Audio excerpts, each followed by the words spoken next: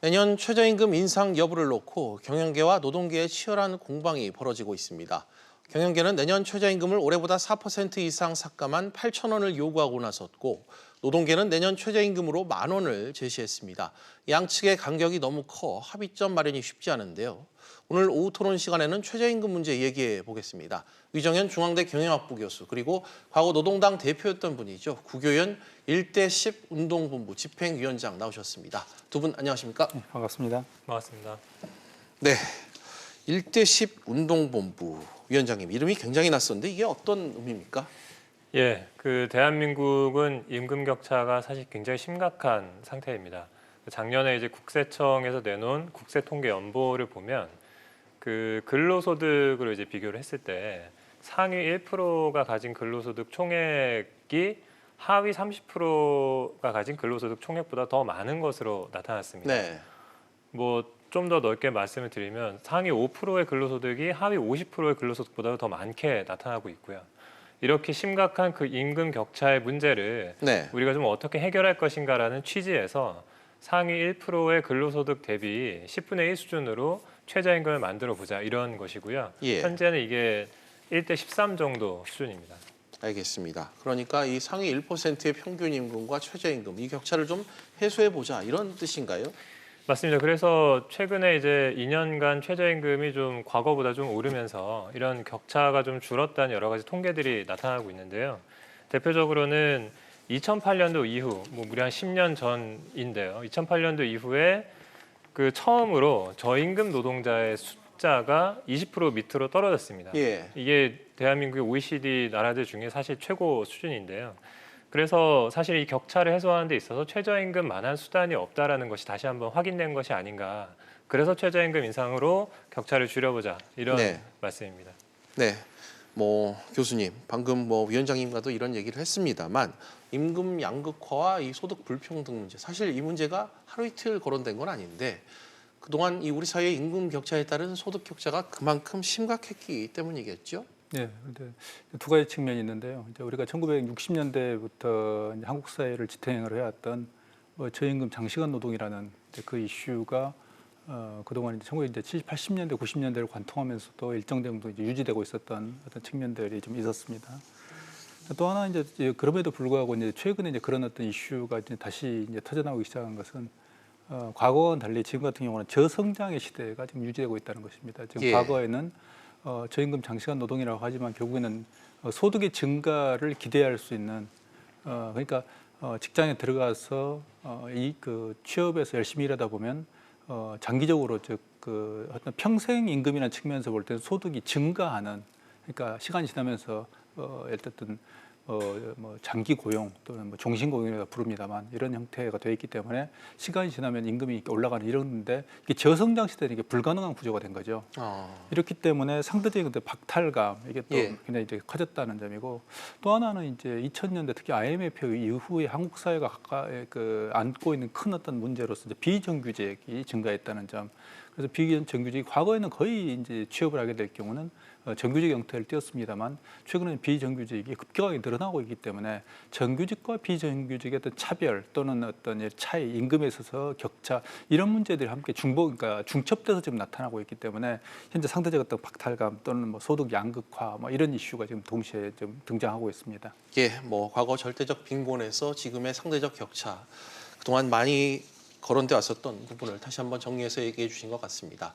그런데 소상공인 단체 등에선 이런 얘기를 지금 하고 있어요. 고용부에서 발표한 근로자들의 평균 임금이 월 330만 원에 육박하는데 이 소상공인 업종의 월 평균 영업이익은 209만 원에 불과하다. 근로자와 소상공인 양극화는 어떻게 볼 것이냐. 바로 좀 이 부분일 것 같은데 교수님, 방금 제가 말씀드렸던 이 상황을 좀 어떻게 봐야 될까요? 일단은 근로자 평균 임금이라는 부분에 있어서 우리가 좀 주의 깊게 통계를 좀 들여다볼 필요가 좀 있습니다. 그래서 예. 하나는 뭐냐면 이 통계 자체가 5인 이상의 사업장을 중심으로 계산이 되고 있고 대상도 1년 이상 근로한 근로자 플러스 정규직 근로자. 그러니까 상대적으로 정규직 근로자에 좀 치우쳐서 통계가 잡힌 그러니까 1년 미만의 파트타이머라든 아르바이트 이런 분들은 다 배제돼 있는 그러니까 상대적으로 어떤 평균 임금 자체가 좀 높게 측정된 어떤 예. 통계상의 그런 어떤 그 착시 효과가 있는 거고요. 거기에 비해서 이제 소상공인의 이슈는 우리나라가 어떤 선진국에 어떤 비해서 특히 이제 미국이나 일본과 같은 선진국에 비해서 이런 어떤 소상공인 즉 자영업자 비중이 한 3배 정도 높습니다. 그러니까 네. 그만큼 경제를 그러니까 우리 동네 치킨집이나 커피 가게, 커피숍을 생각해 보면 알 수 있는 거죠. 그래서 정말 치열하게 경쟁을 하고 있기 때문에 그만큼 상대적인 수익이 떨어질 수밖에 없는 그래서 가족이 주로 어떤 영업을 영위하는 형태가 선진국에 비해서 대단히 많습니다. 이제 그런 점에 비해서 상대적으로는 이제 근로자 평균 임금이 높게 좀 보이는 형태로 계산되었다는 점, 그리고 상대적으로 소상공인들의 어떤 과당 경쟁이 치열하다는 점, 이 두 가지가 지금 겹친 결과로 보입니다. 알겠습니다. 같은 질문을 위원장님께도 좀 해야 될 것 같은데요. 이 근로자들의 평균 임금, 소상공인의 임금, 평균 임금과의 이 격차 문제, 위원장님께서는 어떤 생각을 갖고 계십니까? 저희가 볼 때는요. 저희는 이제 1만 원 생태계 같은 게 좀 필요하다 이런 생각을 좀 가지고 있습니다. 예. 그러니까 최저임금 1만 원 정도를 주고 받을 수 있는 사회가 되는 것이 좀 합리적인 것이 아닌가 이런 생각을 가지고 있는 건데요.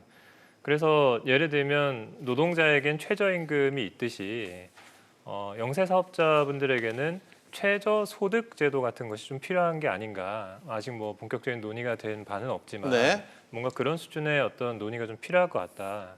왜냐하면 현재 영세 사업자분들의 낮은 수입의 문제는 사실은 개개인의 잘못이 아니라 어떤 불공정한 경제 시스템 속에서 발생하고 있는 것이 아닌가. 아까 교수님 말씀하신 대로 예. 과당 경쟁의 문제도 있고요. 여러 가지 뭐 대기업 본사의 갑질도 있고 여러 가지 문제들이 있습니다. 그래서 이런 것은 공공이 개입해서 바로 잡는 것이 필요하기 때문에 어떤 제도로서 이것을 보장해야 된다. 예. 그래서 뭐 예를 들면 뭐 자금 지원이라든지 보험료 지원 같은 직접적인 지원도 필요할 것이고 대기업의 골목 상권 뭐 입점 저지라든지 예. 이런 것들도 필요할 것으로 생각되고요. 그리고 보다 근본적으로는 이런 사실 영세사업자분들의 어려움들을 근본적으로 좀 해소하기 위해서는 사회적으로 괜찮은 일자리가 좀 늘어나는 것이 필요하다. 사실 마땅한 일자리가 없기 때문에 이 자영업 시장에 뛰어든 분들이 많다라는 걸 우리 모두가 잘 알고 있잖아요. 그래서 이런 문제를 해결하기 위해서 또 최저임금 인상을 통해서 전체 사회적인 임금 수준을 높여서 예. 좀 괜찮은 일자리들을 더 늘려 나가는 것이 필요하고 또한 뭐 노동 시간을 줄여서 또 일자리를 나누는 것 그리고 공공 부문에 좋은 일자리를 정부가 적극적으로 늘려 나가는 것 이런 대안들이 좀 필요하지 않을까 하는 생각을 하고 있습니다. 알겠습니다. 일단 이 얘기는 여기까지 듣도록 하겠습니다. 이제 최저임금 얘기 다시 해볼 텐데요. 바로 어제였습니다. 최저임금위원회가 8차 전원회의를 개최했습니다. 이전 회의까지 이 업종별 차등 적용 부결에 반발한 이 사용자 위원들 불참을 했습니다만 이번 회의엔 참석을 했는데 눈에 띄는 부분은 바로 경영계의 최저임금 삭감안이었습니다. 유 교수님, 이 최저임금 삭감안이 나왔습니다.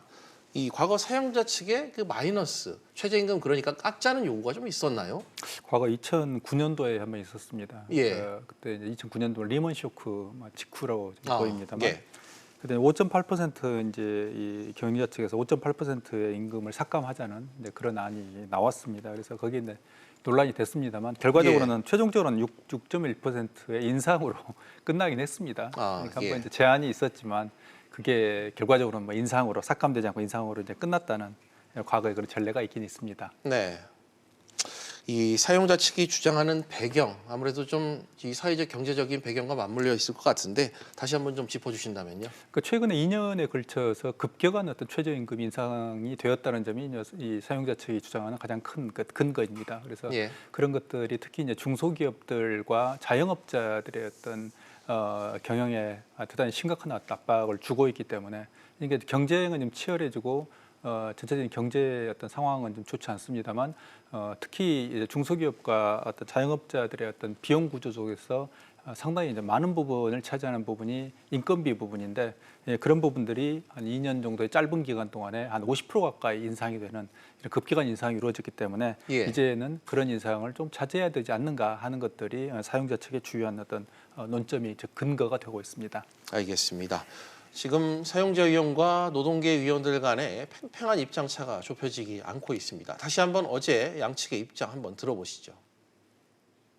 저희들 조사에 하면은 영세 중소기업의 80.9%가 최저임금 수준의 인하 또는 동결을 희망을 하고 있고요. 여하튼 이러한 현장의 절박한 바람들이 내년도 최저임금 결정 과정에서 반드시 반영돼야 되겠다라는 그런 저희들 그야말로 파부침주의 결기로 지금 저희들은 임할 생각입니다. 이제 우리 한국 사회, 우리 한국 경영이 더 이상 저임금 장시간의 노동에 의존하는 그런 경쟁력의 중심의 사회가 되지 않았으면 좋겠다는 말. 네, 화면 잘 보셨습니까? 위원장님께는 이 부분을 좀 여쭤야 될 것 같습니다. 근로자 위원들은 기존 입장대로 최저임금 10,000원을 강조를 하고 있습니다. 위원장님께서도 같은 입장이신 거죠? 네, 같은 입장이고요. 저는 이 문제를 바라보는 데 있어서는 과연 최저임금이 가진 사회적인 목표는 무엇인가 이런 문제를 좀 고민해 봐야 된다고 생각합니다. 네. 최저임금 노동자가 지금 500만 명이고요. 그리고 대한민국 노동자 5명 중에 1명은 월 180도 안 되는 돈으로 가족을 부양하면서 살고 있습니다. 최저임금 언저리에 있는 가구주의 60% 이상이 외벌이이시고 평균 가구 원수가 예. 부양하는 가구 원수가 2.5명입니다. 이런 상황에서 월 180 정도 수준으로 사실 가족들과 생계를 꾸려간다는 건 사실 굉장히 어려운 일이잖아요. 네. 그런 현실에 있습니다. 그리고 사실 뭐 이런 것은 여러 가지 지금 이론들이나 여러 가지 주장들이 나오고 있지만 기술이 점점 발달하면서요. 일자리의 양극화도 좀 계속되고 있는 상황입니다. 좋은 일자리도 있죠. 그런데 사실은 뭐 이를테면 디지털 뭐 이런 시대에 보조적 수준의 일자리들도 사실은 많이 있거든요. 근데 사실은 뭐 그런 것이 둘이 함께 있어야 이 경제가 돌아가는 것일 텐데 아무튼 그런 보조적 수준의 일자리들이 많이 있고 그래서 사실 이게 저임금 일자리라고 하는 것은 앞으로 늘면 늘었지 줄지는 않을 겁니다. 예. 결국은 최저임금 인상에 대한 요구는 사라질 수가 없다는 겁니다. 계속 나올 겁니다. 지금 상황에서는 뭔가 어떤 여론이라는 것이 막 자영업 문제 이런 것들이 자꾸 주목이 되니까 최저임금이 좀 어렵나 보다 이렇게 생각하지만 막상 노동자들과 이야기했을 때는 180 가지고 어떻게 살아? 당연히 이런 얘기가 나올 수밖에 없는 것이거든요. 그렇다고 하면 지금 이런 앞으로의 문제를 봤을 때 과연 이 최저임금 정책의 사회적 목표를 무엇으로 우리가 봐야 되는지가 지금 사실 본격적으로 토론돼야 될 시점이 아닌가. 물론 당장 내년도에 뭐 얼마를 어떻게 할 것인지도 물론 중요한 문제지만 네. 궁극적으로는 이것의 목표를 정해야 된다. 그런 것에 있어서 저희들의 의견은 격차를 줄이는 최저임금이 돼야 되고 그 격차를 최대한 줄이기 위해선 저희가 볼 때는 10,000원 정도 수준의 또 한 번의 대폭 인상이 있어야 이 수준이 어느 정도는 줄지 않겠나라는 입장을 가지고 있는 것입니다. 알겠습니다. 이 최저임금 10,000원 그러니까 2020년 최저임금 인상률을 19.8%로 지금 노동계는 계속해서 주장을 하고 있습니다. 이에 대해 근로자 위원들은 한국 경제가 충분히 감내할 수준이라는 주장을 펼치고 있는데 위원장님은 이 부분에 대해서는 어떤 생각을 갖고 계신가요? 간단하게 말씀을 드리면요. 작년에 이제 대한민국 국민 소득이 3만 달러 넘었다는 뉴스가 나오지 않았습니까? 네. 3만 달러 넘었다는 뉴스와 함께 또 나온 것은 3만 달러는 넘었는데 넘었는지 안 넘었는지 난 잘 모르겠다 이런 이야기도 많이 나왔습니다. 그렇죠. 그러니까 뭔가 대한민국 경제가 외형적으로는 성장하고 있는데 과연 그 어떤 성장의 결과라는 게 공정하게 분배되고 있는가라는 것을 아주 직접적으로 좀 느낄 수 있는 단적으로 알 수 있는 상황이었는데요. 이 사실 2000년도 이후에 그냥 뭐 단순한 통계만 봐도 2000년 이후에 대한민국 경제는 OECD 가입 국가들 중에서도 사실은 꾸준히 성장해 왔습니다. 예. 마이너스 성장 한 번도 해본 적 없어요. 제로 성장 얘기도 많이 나왔지만 꾸준히 성장은 해왔습니다. 그런데 그 성과가 여전히 제대로 돌아가지 않았다 국민들에게. 그래서 대표적으로 대한민국의 노동소득 분배율 앞서 이제 말씀을 드렸지만 이 대한민국 노동소득 분배율이 OECD 국가들 중에서도 굉장히 낮은 수준이었습니다. 그나마 재작년 최저임금이 올라서 조금 개선이 되었죠. 개선되었다는 보도들이 많이 나왔습니다.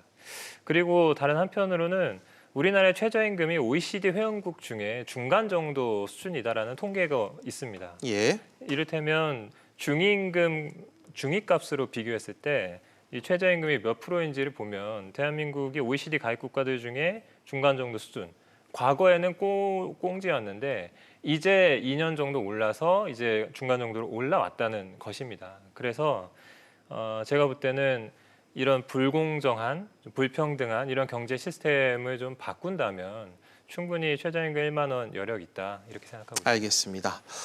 위 교수님께서는 노동계 측의 주장, 뭐 비단 방금 위원장님께서 하신 말씀과는 별개로 어떤 입장을 좀 기본적으로 갖고 계세요? 이제 최저임금 1만 원이라는 개념이 이제 대기업 같은 경우에는 그렇게 큰 어떤 이슈가 되지 않을 겁니다. 근데 문제가 되는 것은 한국 경제의 고용의 거의 90% 이상을 차지하고 있는 대기업이 아닌 중소기업과 자영업자들, 즉 소상공인이라고 불리는 자영업자들이 이런 최저임금의 만 원의 이슈보다도 어떤 2년 이내에 걸친 급격한 인상을 감내할 수 있을 것인가 하는 게 중요한 어떤 이슈입니다. 그런 점에서 볼 때 아까도 말씀을 드렸습니다만 우리나라 특히 이제 자영업자들의 비중이 인구당 비중이 10만 명당 비중이 해외 이제 미국이나 일본에 비해서 3배 이상이 된다고 할 때 그리고 이미 우리가 체감하는 것도 최저임금이 지난 2년간 급격하게 인상이 되면서 예. 아르바이트들을 해고하고 가족 경영으로 이걸 유지하는 경우를 많이 보아왔었습니다. 그러면 예. 결국에는 또 자영업자나 중소기업들이 결국 밀려나게 된다면 네. 또 한 번 이제 이 저임금 근로자들의 고용을 압박하는 그들이 다시 이 저임금 고용 시장으로 들어오는 거거든요. 예, 그러니까 이런 어떤 악순환으로 갈 수 있는 지금 여지가 대단히 커지고 있기 때문에 이런 어떤 충격을 좀 완화할 수 있는 어떤 최저임금 인상이 돼야 되는데 현재로서는 그런 것들을 어떤 완충 장치 즉 버퍼가 존재하지 않는 상태에서 최저임금이 좀 지나치게 오른 감이 있다 이렇게 생각할 수 있겠습니다. 취지도 취지지만 그 나아갈 방향과 더불어 속도를 좀 감안해야 되는 이런 장치를 좀 필요하다 그런 얘기를 좀 해주신 것 같습니다. 위원장님, 지난 2년간 인상률이 앞서 말씀하신 것처럼 상당히 컸습니다. 꼭 내년에 최저임금 만 원을 달성해야 하는가? 부작용이 더 크지 않겠나? 뭐 이런 주장들이 나오고 있는데 위원장님은 이 상대편 입장에 대해 어떤 입장을 갖고 계신가요? 이 부작용의 원인이 과연 무엇인가에 대해서 좀 네. 제대로 짚어봐야 된다고 생각합니다. 그러니까 지금 뭐 사실 최저임금 2년 오른 이후에 예. 사실 2년이 아니라 작년부터 이미 속도 조절 얘기가 나왔고 뭐 이런 상황에서 보면 그러니까 최저임금만 가지고 사실 얘기를 계속 하고 있는 거예요. 예. 예. 최저임금 올렸더니 반발하니까 그럼 최저임금 좀 낮출까? 이제 이렇게 뭐 굉장히 단순하게 생각하고 있는 것이 아닌가라는 생각이 드는데 사실은 최저임금 문제는 다 엮여 있죠. 대한민국 경제 사회 문제 굉장히 엮여 있는 문제고 그래서 사실 최저임금 금액을 올린다고 하는 것은 조정한다고 하는 것은 다른 여러 가지 대책과 함께 일어나야 되는 것이죠. 이 예. 대한민국은 그런 영세 사업자들이 굉장히 많다라는 것을 누구나 알고 있고 뭐 지불 능력에 여러 가지 어려움들이 있다라는 것도 다 알고 있는 상태면 네. 최저임금을 그러면 올리려고 하면 어떻게 해야 되는지 어떻게 하면 올릴 수 있는지 이런 문제에 대한 대책을 충분히 가지고 진행이 됐어야 되는데 그런 것이 충분치 않았다라고 하는 것이 현재 지금 부작용이 계속 드러나고 네. 결국은 정부에서도 아이고 속도 조절해야 되겠네라는 것으로 귀결되는 어떤 하나의 원인이 된 것이 아닌가라는 생각이 들고요. 예. 그래서 사실 이런 뭐 기울어진 운동장이라는 표현을 우리가 흔히 많이 쓰는데 그것을 회복하려는 노력이 없이 그리고 또 이제 자영업자에 대한 지원도 사실은 임시적인 대책이라는 여러 가지 비판들이 자영업자 단체에서도 많이 나오고 있는 상황이잖아요. 제한 뭐 대상도 너무 적고 너무 임시적이다. 그러면 그런 것들을 어떻게 또 개선해야 어떻게 개선하면 최저임금 인상이 가능할 것인가 이런 관점에서 문제를 풀어야 되지 않겠는가. 그렇다고 하면 사실 대화의 여지가 있을 수 있다라고 보여지는데 예. 전혀 그런 거 없이 그냥 속도 조절만 얘기하면 이것은 대화가 굉장히 어려운 상황으로 가는 것이다라는 생각이 듭니다. 네, 알겠습니다. 또 하나 이 근로자위원들이 주장하는 부분이 이 소상공인들의 어려움은 대기업 비용 분담을 통해 해결하는 방법이 있다. 뭐 이런 주장도 나오고 있는데 위 교수님, 이 주장과 관련한 좀 가능한 사실이라고 가능한 구조라고 좀 보십니까? 대기업의 비용 분담이라는 게 예를 들어서 이제 프랜차이즈 같은 경우에 프랜차이즈 본사가 프랜차이즈 가맹점에 대해서 예. 어떤 일정하게 비용을 좀 분담하거나 아니면 뭐 현대자동차 같은 경우에 자동차의 어떤 조립 완성품 회사가 부품 회사들에 대해서 일정하게 뭐 지원을 하거나 아니면 뭐 단가를 일정하게 뭐 인상하거나 뭐 이런 구조라고 이제 보여집니다만 그거 이상에는 특별한 어떤 그러니까 기본적으로 경제의 어떤 생태계를 통해서 돌아가는 하나의 구조 이외에는 이런 것들이 근본적인 어떤 대안이 되기는 어렵다고 생각을 하고 있습니다. 그러니까 우리가 이제 경제에 대해서 이야기하는 경제는 어떤 살아있는 생물로 이걸 생각을 해야 되는데 그래서 지나치게 한쪽 측면을 압박하고 누르면 다른 측면에서 반드시 이제 부작용이 이제 생기게 이제 마련입니다. 그래서 그런 측면에서 본다면 지금 대기업들조차도 이제 글로벌 경쟁에 휘말려 있기 때문에 그들이 결국에는 글로벌 어떤 입지 선정을 해서 가장 조건이 좋은 쪽으로 항상 입지 선정을 하는. 예를 들면 삼성 같은 경우는 전자 같은 경우는 이미 베트남에 조립 공장을 2개를 가지고 있고 인도의 제3 공장을 건설하고 있는 중입니다. 우리나라에 있는 어떤 조립 공장들 같은 경우도 그렇게 본다면 상당 부분 해외에 나가 있다고 이제 볼 수가 있는 것이죠. 그리고 현대자동차 같은 경우도 이미 미국의 알라바마나 이런 데 공장이 조립 공장이 나가 있고요. 예. 이런 측면에서 볼 때 언제든지 대기업들 자체도 여건이 악화되면 해외로 빠질 수 있는 그런 가능성들을 가지고 있기 때문에 우리가 이런 것들에 대해서 하나의 경제의 생태계라는 테두리 내에서 합리적인 방안을 생각하는 게 맞을 것 같습니다. 네. 최저임금위원회가 심의를 마쳐야 하는 저희 법정 심의 기한이 6월 27일입니다. 이미 지난 상황이죠. 하지만 최임위로부터 심의안을 넘겨받은 이 고용노동부 장관의 내년도 최저임금 고시 기한은 이 8월 5일입니다. 이의 신청 기간 등 행정 절차를 감안한다고 봤을 때 7월 중순까지는 적어도 결정을 해야 이 법적 효력을 좀 가질 것으로 보여지는데 위원장님, 노사 양측이 좀 만족할 만한 해결책을 좀 도출하기가 쉽지는 않겠지만 좀 어떤 입장을 갖고 계십니까? 그래서 앞서 말씀드린 것처럼 지금 최저임금위원회가 토론해봐야 되는 문제는 네. 내년도 최저임금 금액도 물론 있겠지만 우리는 왜 존재하는가? 최저임금 정책은 왜 존재하는가? 예. 이 최저임금 정책의 목표는 무엇인가? 그냥 이게 지금 뭐 어려우니까 좀 깎고 뭐 내년은 또 어떻게 하지? 내후년은 어떻게 하지? 이런 것들에 대한 고민이 없이 이 단기적인 처방만으로 과연 문제가 해결될 수 있는가? 이런 문제를 좀 고민해 봐야 된다고 생각하고요. 예. 그래서 저희는 말씀드린 대로 모두들 국민들이 경제가 어렵다라는 말씀들 많이 하시는데 그것의 가장 큰 원인은 돈이 한쪽으로 다 쏠려 있기 때문이라고 생각합니다. 줄 돈도 쓸 돈도 없는 이런 경제 상황이 된 것, 이렇게 불공정하고 불평등한 경제 상태가 된 것이 결국 지금 최저임금 문제로 드러나고 있는 이 대한민국 경제의 어떤 문제점이 아닌가라고 생각이 들고요. 그래서 이 격차를 줄이기 위해선 뭐 최저임금만 인상한다고 해서 격차가 다 줄어들 거라고 생각하지는 않습니다. 다만 최저임금 인상은 격차를 줄이는데 유력한 수단이고 중요한 전제가 돼야 된다. 이런 말씀을 드리고 싶습니다. 네. 이 교수님께서 마지막 질문 드려야 될 것 같습니다. 이번 입장 어떻게 좀 결정될지 결과를 좀 계속해서 지켜봐야겠지만 나가기 위한 방향이 있다면 한 말씀 부탁드립니다. 결국 가장 중요한 건 신규 일자리의 창출입니다. 그러니까 우리가 이제 이걸 이제 최저임금에 대한 이슈를 자꾸 이제 정치적인 이슈로 끌고 가기보다도 아까도 말씀드렸지만 경제의 어떤 사이클, 경제 생태계 이슈로 좀 가져가는 게 맞다고 생각을 합니다. 예를 들어서 일본 같은 경우 경기가 이제 화랑으로 들어가 있기 때문에 사람을 구하기 어려워서 최저임금이 정부가 제시한 최저임금보다 훨씬 높은 수준의 임금을 기업이 제시할 수밖에 없는 상황이 됐다는 점. 이 점이 우리에게 중요한 어떤 시사를 좀 주고 있고요.